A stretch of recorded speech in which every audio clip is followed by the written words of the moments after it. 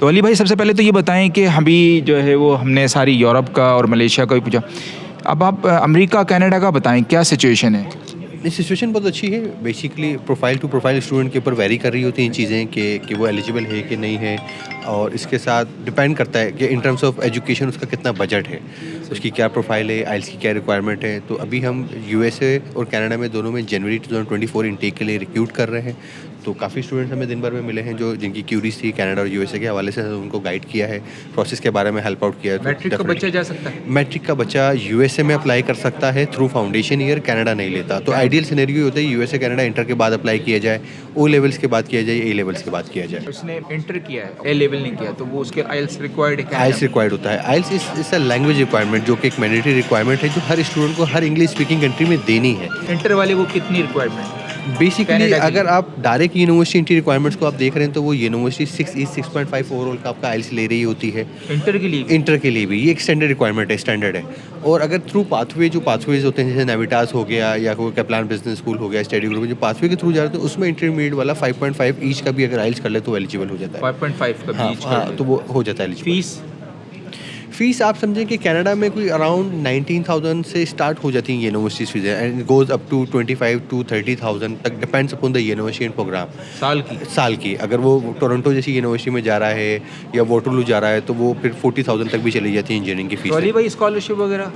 Parcel scholarships होती हैं, वो इतनी मेजर कंट्रीब्यूशन नहीं कर रही होती हैं। आप समझें कि वो 15-20% तक की स्कॉलरशिप अच्छा। है, बस इससे ज़्यादा स्कॉलरशिप नहीं होती। यूएसए में अच्छी स्कॉलरशिप्स होती हैं, लेकिन यूएसए में आप समझेंगे 15,000 यूएसडी से स्टार्ट होकर अप टू 25-30,000 40,000 यूएस डॉलर तक जाती हैं। Depend again university and programme से, लोकेशन कि आप कहाँ जा रहे हैं। वहाँ पर अच्छी आपको यूएसए में आप समझेंगे 20,000 यूएस डॉलर तक की भी मैंने स्कॉलरशिप देखी है पर ईयर की। तो एक अच्छी बड़ी हैंडसम स्कॉलरशिप स्टूडेंट्स को फुल मिल जाती है। फीस पेड करनी पड़ती है या क्वार्टरली? नहीं, क्वार्टरली आपको Quarterly। फर्स्ट 6 मंथ्स की बेसिकली फीस पे करनी होती है। अगर आप कनाडा में एसडीएस स्ट्रीम, जो स्टूडेंट डायरेक्ट स्ट्रीम कहलाती है, उसके थ्रू अगर आप अप्लाई कर रहा है बच्चा कोई वीज़ा, तो उसमें अपने पूरे ईयर की फीस पे करनी होती है। अदरवाइज हर जगह 6 मंथ 1 सेमेस्टर की फीस पे करनी होती है। अप्रॉक्सीमेटली कितनी होती है 6 मंथ? 6 मंथ की half semester fees, like for instance अगर आपकी फीस 20,000 कैनेडियन डॉलर है या यूएस डॉलर, तो आपको 10,000 इसको पे करना होता है। तो वो 1 ईयर की जो भी फीस है उसका हाफ आपको पे करना होता है। Statement bank? स्टेटमेंट फिर आप स्टेटमेंट का बड़ा एक स्टैंडर्ड फार्मूला है, क्योंकि हर स्टूडेंट की स्टेटमेंट वेरी कर रही होती है। 1 ईयर की ट्यूशन फीस, 1 ईयर की living equivalent to bank statement. अब जो अमाउंट आपने टर्म का पे कर दिया है वो माइनस हो जाएगा, रिमेनिंग ट्यूशन फीस और लिविंग आप दे दें तो आपको बैंक स्टेटमेंट बन जाता है। बहुत अच्छी बात बोली। ये सवाल जो है अक्सर कंफ्यूज करता है कि अब आपने रिमेनिंग जो फीस रह गई है वो और लिविंग कॉस्ट वो आप शो कर दें। जो बच्चा जा रहा है उसके अकाउंट में नहीं है पैसे, अम्मा अब्बा के अकाउंट में। पेरेंट्स स्पॉन्सर कर सकते हैं, ब्रदर सिस्टर स्पॉन्सर कर सकते हैं, ब्रदर रिलेटिव में अंकल हो गई, आंटी हो गई, वो भी स्पॉन्सर कर सकते हैं। वो फिर उसका एफिडेविट वो आपको ब्लड रिलेशन प्रूफ करना होता है Proof करना कि होता जी है। आपका वो क्या चल फैमिली जाती रिलेशन है, है। वो एक्सेप्टेबल है, हो जाता है, कोई इतना बड़ा इशू नहीं है। बच्चा चला गया वहाँ से ग्रेजुएशन कर लेता है तो कनाडा में फिर पीआर वगैरह? जी हाँ, 3 इयर्स का पोस्ट स्टडी वर्क वीज़ा दिया जाता है अच्छा। कनाडा के अंदर। वो post study work visa basically दिया ही इसलिए जाता है कि स्टूडेंट ने जो भी स्टडी किया है वो अपनी रेलेवेंट फील्ड में जॉब ढूंढे और apply for the PR. USA में भी सेम होता है, 1 ईयर का पोस्ट स्टडी वर्क वीज़ा दिया जाता है बच्चे को। अगर वो स्टेम डिग्री प्रोग्राम है, साइंस टेक्नोलॉजी इंजीनियरिंग मैनेजमेंट, अगर स्टेम में है तो वो 3 इयर्स होता है, अदरवाइज 1 ईयर का वर्क परमिट होता है, एक्सटेंडेबल अप टू 2 इयर्स होता है। 3 इयर्स का मिल जाता है तो वो अपना ग्रीन कार्ड की तरफ मूव ऑन अच्छा कर अली जाता भाई, है। बच्चा आया आपके पास इंटर के डॉक्यूमेंट्स लेके, फीस भी जमा करा दी 6 मंथ की, आप कंसल्टेंसी चार्ज करते हैं? हमारे कोई सर्विस चार्जेस नहीं कोई है, हम सर्विस? नहीं, हम यूनिवर्सिटीज़ के ऑथराइज एजेंट्स हैं। अच्छा, अच्छा। हमारा काम है रिक्रूट करना स्टूडेंट्स को। अच्छा, वीज़ा कितने चांसेस हैं वीज़ा लगने के? वीज़ा ना लगने के चांसेस मुझे नहीं समझ आते। उसकी वजह ये है कि एम्बेसीज ओपन ही इसीलिए हुई हैं कि उन्होंने वीज़ा देने हैं। यूनिवर्सिटी रिक्रूट कर रही है, you just meet the criteria. Admission लेने के लिए यूनिवर्सिटी क्राइटेरिया, वीज़ा लेने के एम्बेसी का क्राइटेरिया मीट करें, 99% चांस होता है वीज़ा लग जाता है। कितने, हाउ लॉन्ग? डिपेंड्स लाइक अगर कनाडा नॉन एसडीएस जा रहे हैं तो 2 to 3 मंथ्स 4 क्या मंथ्स होता है तक नॉन एसडी? क्या समझे कि 2 स्ट्रीम्स हैं, नॉन एसडीएस और एसडीएस स्ट्रीम। एसडीएस स्ट्रीम में बच्चा साल की फीस, साल का लिविंग देता है, तो as per new Canadian policy 17 days में उस पॉलिसी के अंदर वीज़ा आ जाता है। अच्छा। अगर आप नॉन एसडीएस में जा रहे हैं जिसमें आप डिपॉजिट नहीं दे रहे अपना बैंक स्टेटमेंट पाकिस्तान में एज लिक्विड कैश आप शो कर रहे हैं, तो उसमें 3 मंथ्स लग जाते हैं। यूएसए का तो ऑन स्पॉट ही है, इंटरव्यू ठीक है, पासपोर्ट रख लिया, 2 दिन में पासपोर्ट आ जाता है। फीस जमा करा दी यूएसए की? यूएसए की इनिशियल फीस आपको नहीं देना होता यूएसए में। आपको I-20 लेने के लिए $3,000-4,000 तक जो है वो चाहिए होते हैं, वो पे करते हैं, यूनिवर्सिटी I-20 आपके घर भेज देती है। इसमें मैं एक चीज़ पॉइंट आउट करना चाहूँगा, जो मैंने अक्सर स्टूडेंट्स को देखा है, वो ये प्रॉब्लम रहता है स्टूडेंट्स के साथ कि स्टूडेंट ना $200, $300, $400 वाला I-20 मंगा मंगा लेते हैं यूएसए से और वीज़ा अप्लाई करते हैं और वो वीज़ा रिफ्यूज़ल करवा लेते हैं। $200-300 वाले I-20 के ऊपर यूएसए में कभी भी वीज़ा नहीं लगता। It's a waste of time, waste of money. आप 1.5-2 लाख रुपए का नुकसान कर देते हैं। इस बेटर कि आप प्रॉपर यूनिवर्सिटी के साथ अप्लाई करें, $3-4 हज़ार का आप डिपॉजिट दें और वीज़ा अप्लाई करें। कितनी वीज़ा फीस है यूएसए की? $160 जो है वो आपकी वो DS 160 160 है, तकरीबन 320 तक आपको पड़ जाता है सर्विस फीस और वीज़ा फीस मिला के। 160 आपको DS 160 का चला जाता है, बाकी आपकी वीज़ा तकरीबन कितना पाकिस्तानी रुपीस? अब ये तो डॉलर रेट के ऊपर है, डेली टू वेरी कर रहा होता है, approximate 50-70 हज़ार रुपये तक बन जाता है तकरीबन। और कनाडा?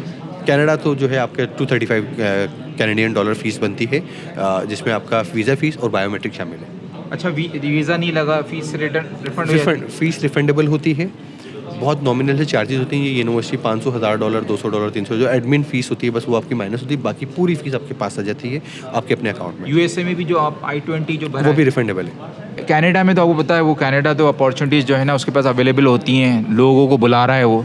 तो स्टूडेंट्स के लिए कोई ऐसा स्टेट या कोई ऐसा प्रोविंस है जो भाई आ जाओ और फिर मैं पढ़ो और फिर मैं तुम्हें रेजिडेंस भी दूंगा, वर्क परमिट भी दूंगा? अच्छा देखिए, एज़ पर जो कैनेडियन इमिग्रेशन पॉलिसी है उसमें वो हर स्टूडेंट को कह रहा है कि 2 इयर्स की स्टडी के बाद you are eligible to get 3 years work permit. अब no matter in which state you are, इससे कोई फ़र्क नहीं पड़ता। अच्छा, आपको 3 इयर्स वर्क परमिट मिला है, you need to find a job, you are eligible for the PR। ये गलत कॉन्सेप्ट है कि इस स्टेट में जाएं तो इमिग्रेशन जल्दी मिलेगी, उस स्टेट में जाएं। सिर्फ एक ओंटारियो एक ऐसा रीजन है जो मैं समझता हूँ कि ओंटारियो में भी टोरंटो जहाँ सबसे ज़्यादा, वहाँ पर इमिग्रेशन थोड़ी सी डिफिकल्ट होती है। इस प्रोविंस के अलावा आप कनाडा में कहीं भी जाएँ तो इमिग्रेशन बहुत ईजी है। अच्छा अली भाई, मेरा एक और सवाल है। वो आपने माशाल्लाह डिजिटल मीडिया का ज़माना है, आपने यूट्यूबर्स को देखा होगा, पूरी दुनिया ने पाकिस्तान के लिए वीज़े खोल दिए हैं और ना बगैर आइल्स के, बगैर फ़ीस के। ये बस आप बताते हैं जो बच्चे देख रहे हैं कि ये सच है? ये बेसिकली स्कैम है। अच्छा। मैं खुद एक यूट्यूबर हूँ, मैं अपना एक यूट्यूब चैनल रन कर रहा हूँ स्टडी अब्रॉड अपडेट्स के नाम से, जस्ट टू अवेयर स्टूडेंट्स। मेरी अपनी वेबसाइट भी है सेम studyabroadupdates.com के नाम से। वहाँ पर हमने सारी चीज़ें, मैं वीडियो बनाता हूँ तो मेरी वीडियो पे व्यूज़ आते हैं 2000, 3000, 4000। सही। अच्छा, उसमें सारी इन्फॉर्मेशन ठीक है, सच बात है, बच्चा वो सुनना नहीं चाह रहा, बच्चा सुनना चाह रहा है वो कहानी जो आपने बताई ये हो गया वो हो गया उसके, तो वो बस वो रूमर है। जो चीज़ें चल रही होती हैं हम डे टू डे इन चीज़ों को फेस करते हैं। बच्चे आते हैं, सर ये ऐसे हुआ है, तो हम खुद भी परेशान होते हैं, यार हुआ है तो आप कर लें, हम इसमें हो। तो वो एक्चुअल एग्जिस्ट नहीं करती हैं, वो जस्ट अपने वीडियो के व्यूज़ लेने के लिए, जिसे आप क्लिक बैट कहते हैं, CTR लेने के लिए जो है ना वो अब बस एक स्कैम करके वीडियो बनाई जाती है और वो अपने व्यूज़ लेके कमा रहे हैं बच्चे, बस वो इसका। अच्छा, ये हमारा बच्चा डू योर ऑन रिसर्च भी क्यों नहीं करता? क्या वजूहत है? बच्चा लेजी नहीं है, बच्चा मैं समझता हूँ कि बच्चे का लेक ऑफ इंटरेस्ट है, उसको पता नहीं है। अच्छा, बच्चे ऐसे नहीं है कि सारे ऐसे काम करें, कुछ बच्चे बड़े स्मार्ट हैं, जहाँ फैमिली, जहाँ पेरेंट्स, जहाँ भाई या बच्चा खुद बड़ा इंटरेस्ट ले रहा है तो वो बड़े स्मार्ट हैं, बड़ी अच्छी वर्किंग रिसर्च करके समटाइम हमें वो कुछ 1-2 बातें अच्छी नहीं बता जाते हैं, सिखा जाते हैं। बाकी बच्चा हैदराबाद में स्पेशली मैं कहूँगा कि बच्चा जो है ना वो डिपेंडेंट होता है कि बस आप ही कर दें, आप ही बता दें, फॉर्म भी आप, हाँ बस सब आप करते हैं। जबकि मैं ऐसे बच्चों को हमेशा कहता हूँ कि यार हम नहीं, हमारा काम है प्रोसेस करना है, आपको प्रोसेस गाइड करेंगे, आप चूज़ करेंगे। तो हम आपको ऑप्शन दे रहे हैं, चीज़ें लें। हमारी एक वेबसाइट है टाइम्स कोर्स फाइंडर के नाम से, TCF, ये वर्ल्ड का लार्जेस्ट सर्च इंजन है। ये भी हमने स्टूडेंट्स के लिए बनाया। हम स्टूडेंट्स को पोर्टल देते हैं, जाएँ अपनी मर्जी की ये प्रोग्राम लिखें, एक बटन दबाएं क्लिक का, वो आपको सारी यूनिवर्सिटी देगा जिनमें आपको प्रोग्राम। तो हमने उनके लिए रिसर्च भी बड़ा आसान कर दिया ताकि बच्चे इस टूल को यूज़ करके स्कैम होने से बचें। पूरी दुनिया की कहीं भी 62 कंट्रीज़ की इन्फॉर्मेशन है, तो like big portal, it's world largest portal. बता दें दोबारा थोड़ा सा। Times course funder, TCF, times course funder के नाम से पोर्टल है। 62 कंट्रीज़ की इन्फॉर्मेशन है, उसमें फ़ी के फिल्टर भी मिलेंगे, एडवांस फिल्टर में स्पेशलाइजेशन भी आप चूज़ करते हैं, इनटेक भी मिलेगा आपको, सब बना हुआ बहुत अच्छा पोर्टल है। अभी भी 100,000 स्टूडेंट्स यूज़ कर रहे हैं।